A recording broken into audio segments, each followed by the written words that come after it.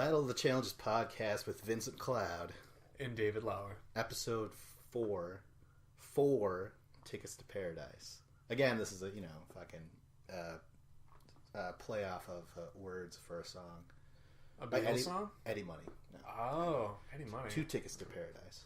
Oh, okay. Yeah. Wow. I did not catch that at all. Yeah, I'm it's a big all fan right. of Eddie Money, I suppose. Right, really? Alright. Was that a surprise to you? He's kind of fancy. Well, I was thinking about that because I'm like, well, my mom liked Eddie Money, and thus I did too, But you didn't know my mom. You didn't grow up with that same stuff. But let's get the episode started, man. And I just got to say off the bat, for the first time this season, I actually liked the show. I actually did. I liked the mission, and I liked the elimination. You're coming around. Well, for this episode, but we'll get into that more. Okay. So we'll start off chronologically. Which is, ironically, the worst part of the episode is like the first 6 minutes. What do you say?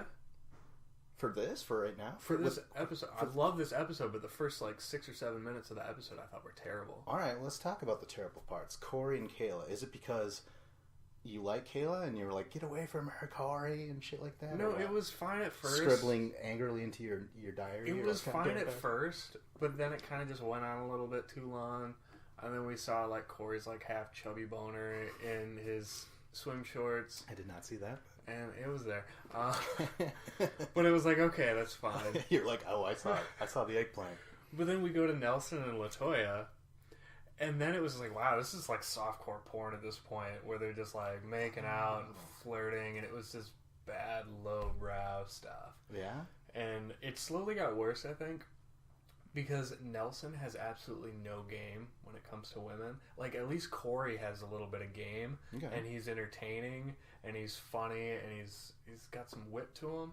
Nelson offers none of that. He may be good looking, but Nelson offers nothing in the personality department. Well, I mean, that might be true, but if you really think it over words, what did Corey do to Kayla? They were walking on the beach, and he just fucking, was rubbing her ass, and then she turned around and they started making out. Yeah. I mean... Well, but I still feel if you want to talk moves, Corey's just going for it. Well, she was, bending over in front of him, and then he was bumping into her, and then it was... But just overall, from what we've seen, not only in this beginning of this episode, but in other episodes, Nelson has no personality. I'm sorry. Well. I want him to have a personality. I really wanted him to have something.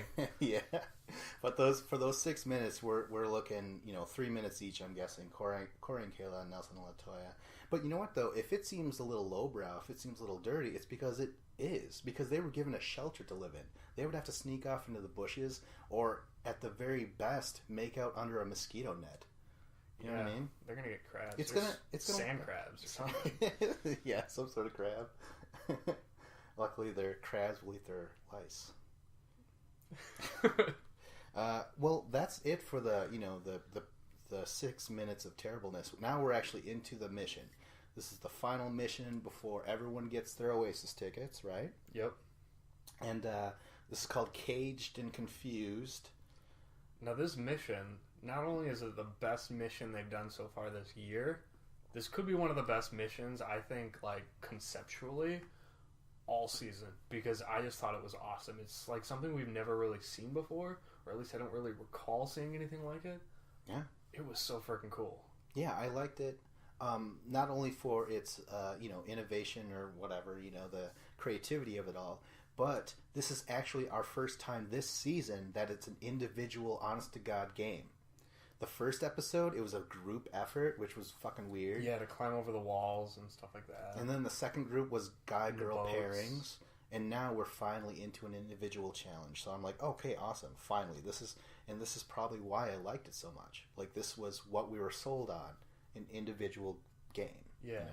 And I like the strategy of it, or at least how it kind of incorporated a little bit of everything, where it was okay, you have to be smart enough to figure out how to roll your cage, but then you have to be strong enough to do it. And it's not just about strength, it's about, your technique. Yeah. And then it's about endurance, because that comes into play. Oh, yeah, that's right. And then to be able to kind of get the key. Yeah, it was on that string on a coconut or some shit, right? Mm-hmm. But before everyone starts the winner will get 1 year of Burger King. Now, I thought they already made a documentary about this. Super Size Me. He That didn't was even eat it. McDonald's. Yeah, but he didn't even eat it for a year. He did it for like 3 months, right? Something like No, that. 30 days. 30. Jesus Christ. Just think of all these people. Okay, who wins? Let's just get to the. I mean, we'll cover it. But I bet you Big Easy is somewhere just pissed off that wasn't a prize for him. Yeah, really. Okay, well, let's get through this, and then we'll decide who wins and who's gonna forever lose their figure, at least for that year, right? Oh yeah. All right. So first, we have the women. It's Sylvia, Latoya, and Amanda. This one, like remember week 1 was like, what was it? Oh, winners. No. There's losers go against The house vote. Yes. Then the second week was the winners choose who goes against the house vote. Now it's just like, hey, if you win, you win. There's no structure to this season so far. So we have Sylvia, Latoya, and Amanda. They go into those Vietnam prisoner of war cages. They have to roll their way through the sand a while. I was thinking it was more like, well, I guess it's not really Star Wars like, but because they were in like the nets, but it kind of reminded me of that. When they had like C-3PO and he was like up in Chewbacca. Yeah, that was. Either one could work at this point, but the women started off, and we're going to decide who the fuck wins. All I have at first, Latoya is in the lead. She actually starts off really good, and she's for the most part in the lead for them. Yeah, I think Nelson was saying she was rocking her booty back and forth, and he was enjoying watching it. Yeah, she was rolling it really fast, and like Sylvia, she just couldn't get it to move.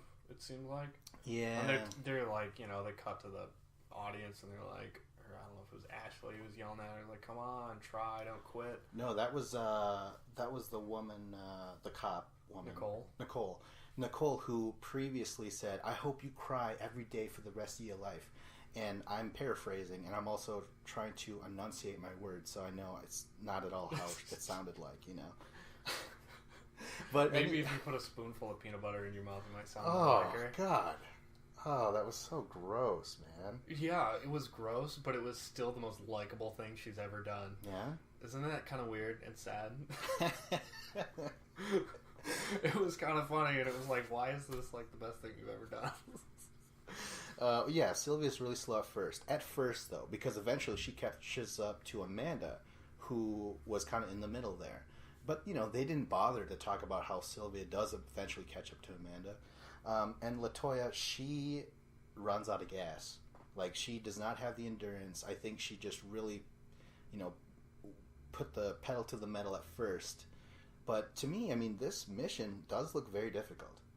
I think I would have a bit of a problem doing it myself, Yeah. But I think a lot of it comes down to technique, too. Like, just, you got to be able to push high up on that cage and really rock the high part of it to get the momentum. Because when they were doing it right, they were getting it to roll twice. And then they kind of like roll in the cage and fall on their ass, sort of. Okay. Oh, so Latoya is using her big booty, as Nelson said. Maybe that was the wrong technique. Maybe her booty wasn't big, up on the cage enough. Maybe she dropped it low so much that she didn't get... center of gravity was holding that cage down. It worked against her. Badass, man. But, so yeah, Latoya, she just runs out of steam. Amanda passes Latoya up, and she gets the key. Amanda, who's just adorable with her freckles and her skinny body, will soon be full of... she'll have a big old body now with all that Burger King, man. Yeah, all those milkshakes and french fries. Yeah. She's going to be able to feed her dad with all that Burger King. Oh my God, yeah. Who's suffering from a stroke. Maybe that's not a good thing. No. It seems like her family has a history of cardiovascular diseases, so maybe she should stay away from the BK. Oh no. Oh man. Yeah. Jesus Christ. Come on, where's Subway at? Yeah. When I think of Subway, I just think of the Jared guy. There's not good headlines going around about him. No. They need to clean their name with the challenge. Well, maybe after a year, Amanda could hold up her big old pants. Like, this was me before, or whatever. I don't know. Well, I switched to Subway. Yeah. Yeah, she could be the next spokesperson. Oh yeah, until she starts diddling kids. Oh God, damn it. Okay, so next is the guys: Anthony, Nelson, and Shane. All I have to say is at first, Anthony and Nelson are actually colliding into each other. Their boxes are touching and shit. Oh really? I didn't notice that. Yeah, if this was a female porno, that's what you want. Boxes. Oh wow. And then Shane, though, he's super fast. He's doing it just right. He's like leaving the other two guys in the dust pretty much. Yeah, like when this first, or like before it started, I was thinking, I'm like, Nelson is so freaking big and strong. I'm like, he's just gonna be able to barrel himself into the side and just Nelson's gonna win this. Like I don't even need to watch it. And then it was like seeing Zach against Jordan with the sledgehammers, where I'm like, oh, he's not using any technique at all. He doesn't know what he's doing here. Like, come on, dude. Yeah. And Shane just was awesome. Yeah, and we shouldn't discount Shane or whatever, because Shane is, like he was pretty physically fit. He won a couple of missions back in his day. So for him to come up, in the lead at the beginning, I wasn't surprised at all, actually. But Shane gets to the key, and that's where he kind of stalls a little bit. Because it like rolled, and it rolled on top of the rope. Yeah. So then he couldn't get it. And then he rolls it again, but it's like around to the side, and he couldn't reach out and grab it. So he was kind of just futzing around trying to roll his cage so he could actually get to the key. Yeah, and in the meantime, Anthony's rolling up. He gets there too. He grabs the rope, and I don't know what happened, but he was pulling the rope.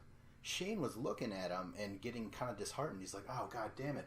But Anthony just couldn't pull the key in or something? Like, what happened there? So was the key attached to the coconut? Was it inside the coconut? I don't know. Because he pulled the rope up and he had the coconut right there. But for whatever reason, he couldn't get it inside of the cage. Maybe the key was, like, tied to it and he couldn't get the knot out. I don't know what was happening there. Something happened. Shane was eventually able to find the inner strength to grab a key, and he fucking did it. And now he wins. He's going to the Oasis, and he's going to lose that shredded body of his too. A year full of Burger King, man. No. Yeah. Oh, he's going to go from a hard body to a soft body. He's going to go from a twink to a... Twank to a twonk. Yeah. A twink who's crossbred with a hunk. Okay, so now Shane. I was really happy when Shane won. Because there's certain people that I'm like, I definitely want them to make it there. And if like Corey or Jenna didn't make it to the Oasis, I was gonna be super disappointed. And Shane was a guy I'm like, we haven't seen him forever. I'd like to see what he can do against the champs. Yeah. So I'm really happy he made it. Amanda and Shane are going. They win a full year of Burger King, but you know what? Everybody turns out gets some Burger King. And I was, they go back to the shelter and everyone just kind of pigs out. They try and make a commercial out of it. Like those McDonald's commercials where like kids are playing basketball in some park and they're just down in fries, and it's like no one eats like that. You would get a severe stomach ache, Oh yeah, I feel like they knew they were going to the Oasis soon, so like we're gonna give those toilets a workout. No, actually, remember Corey was grabbing a bunch of Burger King stuff for later. Remember that? Yeah. And I'm like, clearly you've never eaten Burger King before, because that shit doesn't last for more than a day. Not even a day. Like 6 hours later, you will not want to eat that stuff. No, it just kind of congeals. Shelf life is really like 25 minutes. Yeah. Like it's bad after 15 minutes. Like that's why when you get that Burger King, like you're eating it before you pull out of the parking lot, because that shit goes bad fast. Yeah. People think that it's called fast food because it's made quick. No, because you have to eat it quick. And it digests really quick. Shit's coming out soon. Let's see here. So everybody gets Burger King, and Nelson, of course, he's feeling really down in the dumps, because he has to go in no matter what against Anthony, and of course LaToya against Sylvia. But LaToya is telling Nelson, get out of the funk, man, because you gotta be more positive going in here. And Nelson, he's like, man, my family's gonna give me so much shit and stuff like that. I don't know. Yeah, this was a little bit different side to Nelson, where he kind of doubts himself. That's true. Doesn't have the most confidence. Yeah. It was something that we never really saw from him before, so it was interesting. But now we're just going to go into the elimination. It's called Tie Rise, and I actually I like this because it was the badass temple with the golden god and shit, or was it the Buddha or whatever on top? Did you just say Buddha or whatever? Come on. It's a Buddha. Come on. It's a Buddha? It's Buddha. Oh. A Buddha.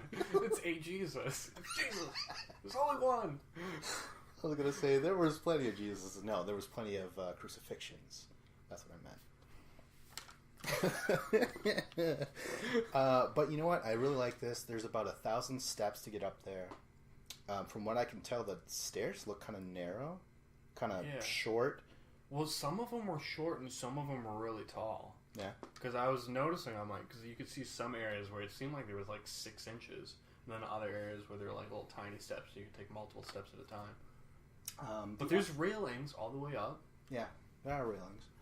The object is they're going to go one at a time. I mean, it's all going to be timed, but they're going to go, what is it called? Fuck, I don't know. There's a word that I used for this, where they go one, whatever. Fuck it. I don't know what the word is. But they sequentially? Have to go... Yes. Is that the word? I think so. It works though, right?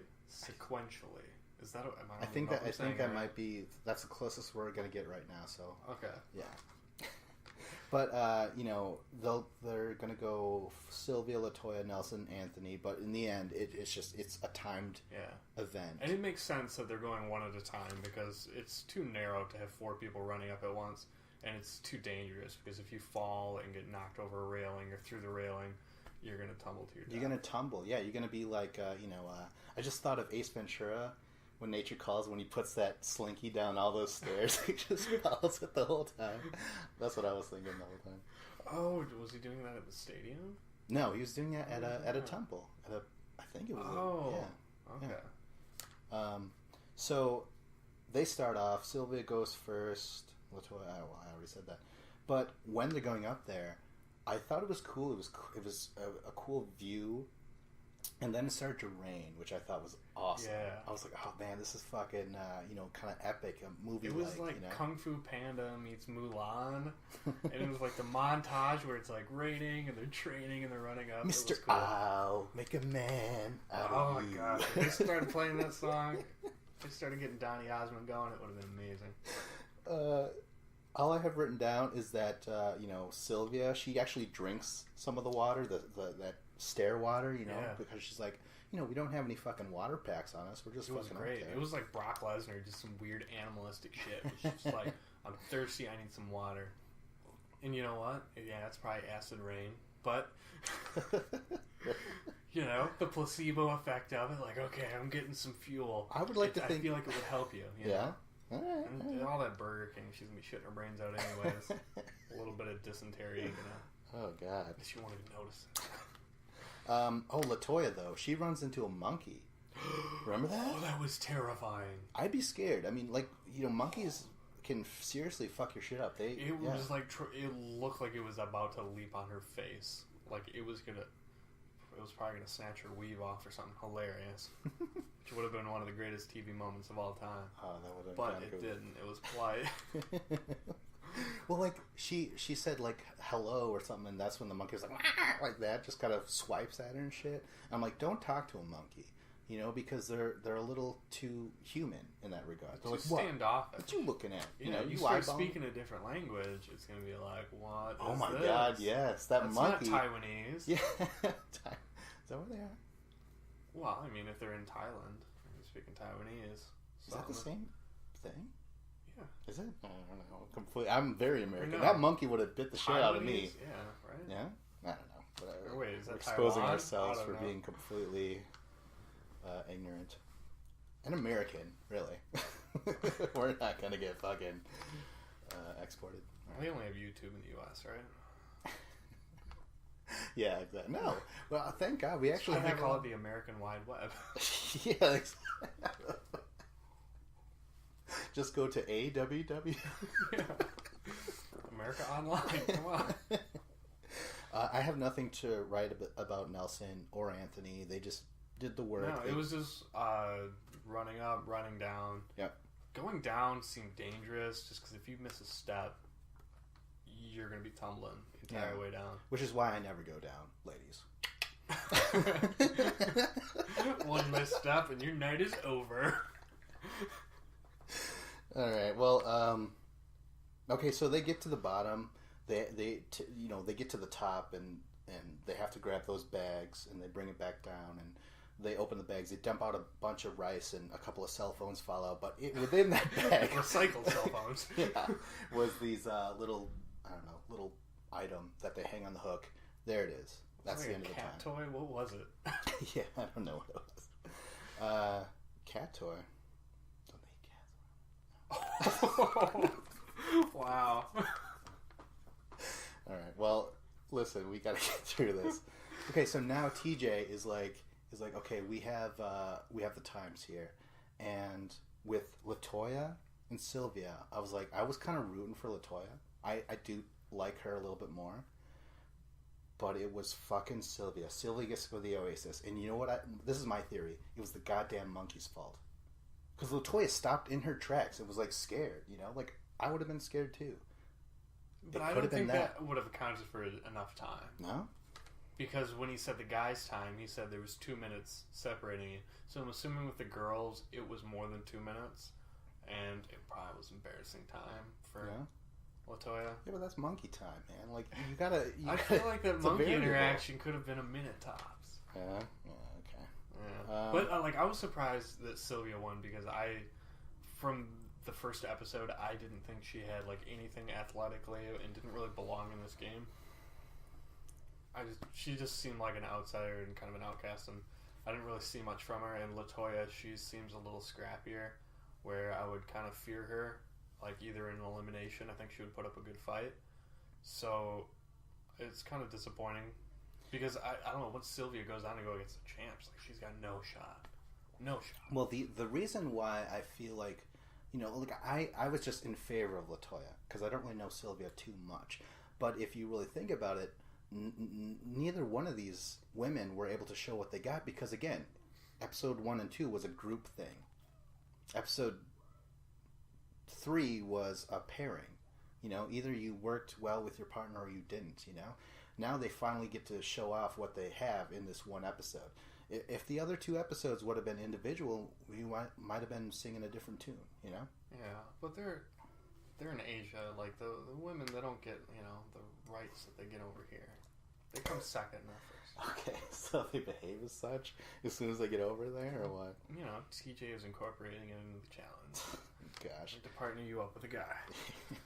All right. Yeah, and when they do get to be by themselves, they're in a cage. How fucked up is that? What the fuck? Okay, and then it comes down to Nelson and Anthony, and did you say 2 minutes? 2 minute difference, something like that? And it's Nelson. I was rooting for Nelson. I also kind of felt bad for Anthony, because he was that close with that cage and the key, Yeah, I felt bad for Anthony. Tony number 2. Yeah. I wonder if he goes by Tony in real life, and they're like, "Sorry for the show, you have to go as Anthony. We already have a Tony." Yeah. He's we went through this with Johnny and Johnny. We can't have a Tony and Tony. Yeah, really. Well, he could have been like, "Well, why don't you call me fucking a fruit instead?" Yeah. And they're like, "Okay, Shane." No. Wow. Oh my god, this is so awful. All right, now, but yeah, Nelson gets to go on. Again, these are horrible jokes, but I shouldn't apologize for this. All our listeners know that we make these off the cuff. What would you call it? Inappropriate jokes. But it's a dying. It is a dying way of comedy. More and more people are like, listen, you can't fucking say that shit about gay people. You can't say that thing about black people. Asians, all that stuff. And I actually think it's a good thing, because that makes me rise above it and come up with cleverer things to do. But in the meantime, in the interim, this is what I'm going to say. Right? Yeah. And we're not doing it for the audience. We're doing it purely for our own pleasure. Yeah. Right? Or do we want to say the opposite of that? We're not doing it because we like to. We're doing it for you, the audience. And in all honesty, I've been trying to cut down on all this low-hanging fruit Again, with the puns. No, I was kidding. No, I was trying to, stay away from the cheap shots. Because, honestly, as soon as President Donald Trump was making all these racist remarks and all the shit, I'm like, it's kind of like when your parents say, yo, what up, son? And you're like, oh, that's not cool anymore. I'm never going to say, yo, what up, son, ever again. And that's how it was. As soon as he was saying all this racist shit, I was like, gross. I don't want to do that. There's a little bit of a relapse, but, making strides. I'm trying to be better. Yeah. But back when Clinton did it, it was cool. But now that Trump does it, not cool. I wasn't paying attention to Clinton in the day. Okay? Oh, wait, you're talking about Hillary? No, Bill Clinton. Oh, talking about Bill back in the 90s. Bill. All right. Anyways, Bill fucking Brasky. Nelson, Sylvia get to go to the Oasis, and TJ says, hey, guess what, guys? Get back, tell the group you're going to the Oasis now. Yep. Tonight. They show up, and it's a big celebratory thing. Everyone's cheering and shit. They burn the pallets that was once their beds. You know what I mean? It was like a scene from Star Wars, and it was, the Ewoks were dancing. They're lighting stuff on fire. Oh, yeah. See, I thought it was actually a big missed opportunity, because when they got back, they got to tell the group, hey, we're going to the Oasis tonight. But you don't even really hear they should have made like a toast or something, said something, and then had like a good line where they said it. Instead, it's just like you see the closed caption on the bottom of the screen, like, we're going to the Oasis tonight by Nelson, and I'm like, I never heard him say those words. You're just seeing everyone freaking out and dancing. Yeah, well, it was good. Yeah, very much like Star Wars, the burning of the pals and stuff. All they needed was like Ashley look off into the distance, and then all the people that were eliminated would show up in Force Ghost or whatever. Yeah, but it could have been all of her exes though. It could have been like Tony, and then Jamie. Oh, Tony's still alive. And I know. he's like, what am I doing here? Yeah, and then be like Hunter, and be like, no, shh. We haven't done it yet, storyline. That's right. Yeah, okay. All right. Well, they get to the Oasis, and before we get to the Oasis part, I like how they were lighting stuff on fire, and then somehow Smokey the Bear showed up, and he's like, "Remember to put out those forest fires," and they all get buckets of water and start pouring it on the fire, showing that they're responsible. And I'm like, wow. I'm like, no one's getting drunk this year. They're putting out fires. I'm like, damn, MTV. It's like this show's going PG. Oh my god. Yeah, you're right, dude. You're fucking right. But they do go to the Oasis. It's a house. I don't know. Yeah, it's like a challenge house. And but it's to them, a lot better. It's so much better. It's a lot better than what they had. Yeah, for sure. But when I saw their beds, I immediately thought of you, and they're just going to be sleeping in those tiny bunk beds. And what do we see? Tiny bunk beds ever. These are the tiniest beds ever. Yeah. They get there. They're celebrating. There's shit. There's fruit and stuff.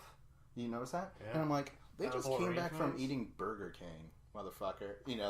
They're looking at fruit. They're like, this is what we were eating. That and how are they going to be getting busy that night if they got the farts the entire time? No, that's the other thing. They do get busy. Ashley and Hunter. They finally seal the deal. Maybe they did before, but this is the thing.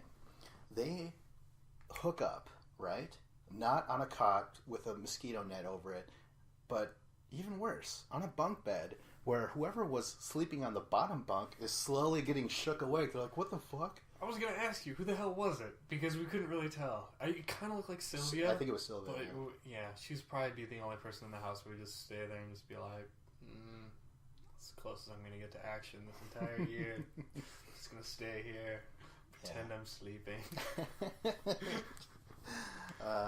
But I mean, why in the world were they doing it in their bed? Did you see the tub and the showers there? Come on. Oh yeah. Even Jamie, he got a shower hump, didn't he? Or a bathroom hump at least. Yeah, I bet Hunter was like, hey, let's go in the shower. Maybe he's old fashioned though. He's from the South. He's like the opposite of Kahada. He's big and strong, but he's a Southern gentleman. I guess. He's like, I only bone strange ladies if I really like them. Yeah, that's what he said. He's like, I only sleep with them if I care about them or whatever. Yeah, that was So obviously I care about Ashley. It was like, no, you're just trying to defend yourself the next day, buddy. Yeah, exactly. What the fuck? But, it's the next day.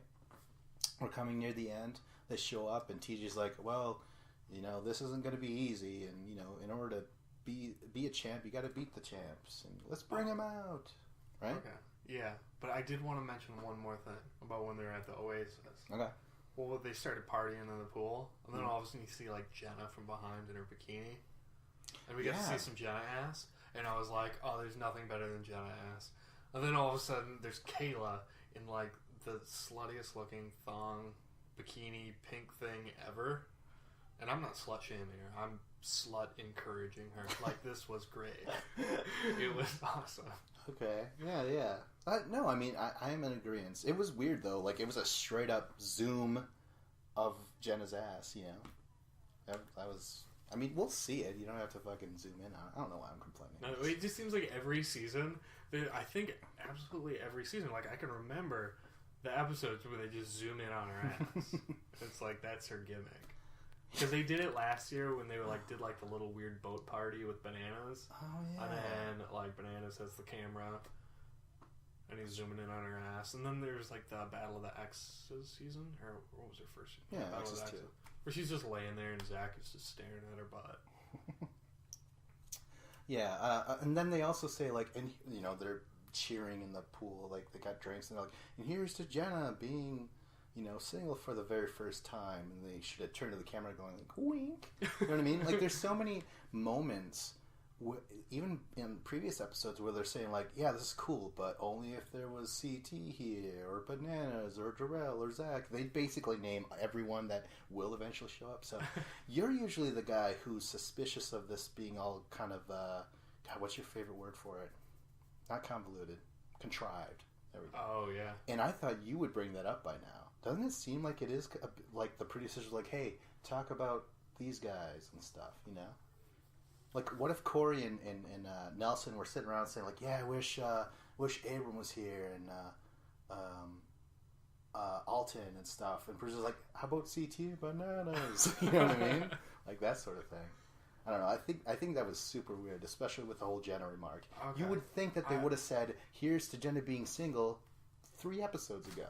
You know? I probably would have thought that, but I that line specifically, I didn't hear what they said. Okay. And I was like, wait, what'd they say? And then just everyone was laughing, and I was like, oh, whatever. Oh. I missed it. Oh. So this is the first time I've heard it, but that does seems a little contrived. And how could all those challengers think that that's all the cast? That is a very small cast, considering they usually have 28. And what they show up with 18, something like that, right? Yeah. So they had to have thought something was up, because. What? Yeah. Well, I was just gonna say, when they announced, oh, you're gonna be going, when TJ says you gotta face the champions, and then they're all shocked, and I'm like, wait, so they never told them that they were gonna go against champions later? They were left in the dark, because I'm like, okay, I guess, but it doesn't really seem to make sense for them to think that. To think that they wouldn't, or that they're the only, because they move on to go to the Oasis.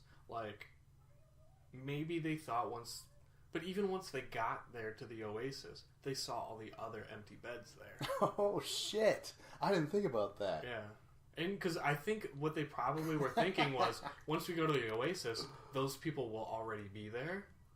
But then they weren't. But then they're seeing empty beds there. So, I mean, I think they all saw it coming, but they just felt agreed something not to. Was happening. Maybe not champs necessarily, but maybe some sort of twist. Yeah. Okay, I gotcha. Well, TJ finally says it. It's what we've all been waiting for, but really nothing really happens. I mean, when they walk out, it's the same equivalency of them showing their self-filmed footage of the champs saying "You bitches are going down." That's all they say. That's all they fucking said, and I'm just tired of it. Camille's bitches, and Cara's bitches. I'm come on, Jesus Christ, you know. So here it is. They walk up. It cuts to black, and this is, some fans are oh, this is when the real competition starts, and I'm okay, that might be true, because these episodes leading up to that have been really weird. Winners don't even have to participate in the next episode. So even with the champs. Even if it wasn't champs and just other players, you would still think that the show is improved in some way, subtly, if you're not paying attention. You know what I mean? It could have been invasion. Leave the champions out of it. It could have been just a shitload of more people, From Are You the One? Yeah. Well, that makes way more sense. To have Are You the One people show up, and that's called Invasion. You know, like they botched that on Battle of the Axis 2, because that's when Are You the One was introduced. Remember that? Yeah. That could have been called Invasion. You know. But yeah, they're here, and now that it's happening, I'm like, you know, because we haven't seen anything yet. Well, yeah, and but the season it hasn't started. The season starts next week once the champs are there. Yeah, I didn't pay attention to what the ratings were for this episode. The numbers haven't come in yet. But the other thing is that, listen, we see Bananas all the time. Kara all the time. Zach a lot. You know what I mean? I could see more Zach. What I'm saying is, like, the whole thing, the novelty of a champion is just kind of like, meh. I'm excited to see Laurel because she hasn't been on for a long time. But that's about it. I'm excited to look at Ashley, maybe. You know what I mean? But I've seen Camilla. I'm sick of her gimmick. Cara Maria, she kind of lost a lot of interest from me, her previous season, you know? Cara Maria's just going to, like, try and rekindle a friendship with Laurel, and Laurel's going to slowly get annoyed with her. Oh, yeah, it's going to be that same thing again. All right. But, yeah, I mean, here it is. On to the next episode. Anything else to add about this? I'm excited because we're actually going to be able to see the season starting now. Yeah, the namesake of the entire season. Yeah, and the reason they did this format, is it just because they couldn't afford to pay the champs like for an entire season? That was my take.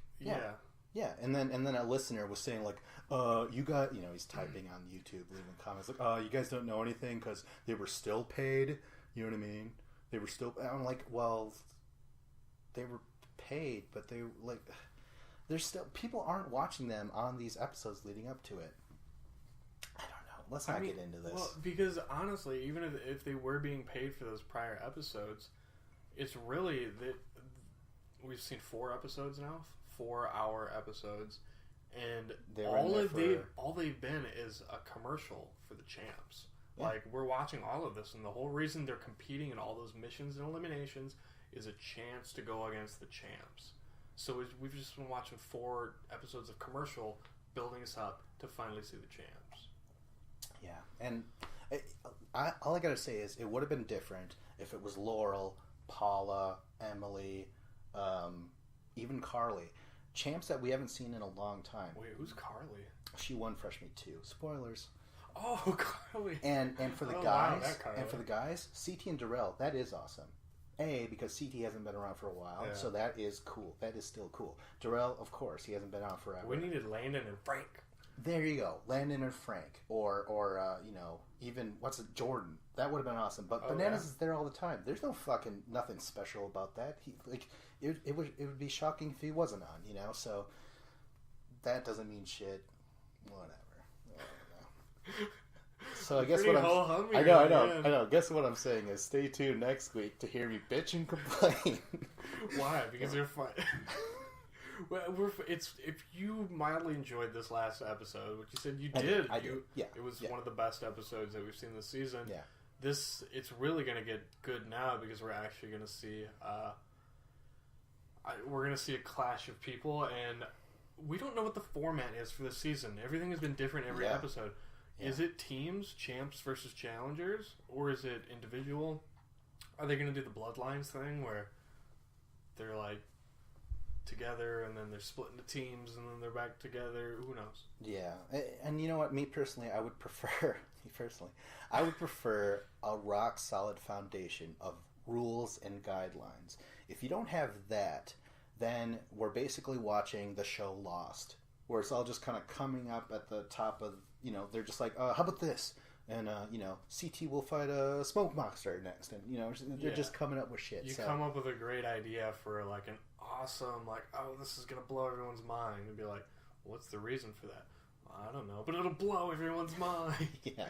It's all just like, it's a building up to something. Yeah. I hope they describe a format, and, like, I really haven't thought about it in my head, but maybe it'll be, you know, champs versus challengers. And for like every mission, all the champs are competing with just the champs, and the challengers only compete with the challengers. And then the winners they get to choose one of the other side to throw in. So it's always even. So that way, you're not going to end up with lopsided teams. Well, right now it's lopsided. There's 4 champ dudes, and what is there, like 5 challengers or underdogs? Ooh, okay. They were never called underdogs, by the way. Yeah. Yeah. Okay. Well, that's about it. I have nothing else to add. Yay. Let's try next week, because this week I did like it. So let's keep it going, guys. So like, subscribe, comment. This is Battle of the Challenges podcast with Vincent Cloud And David Lauer.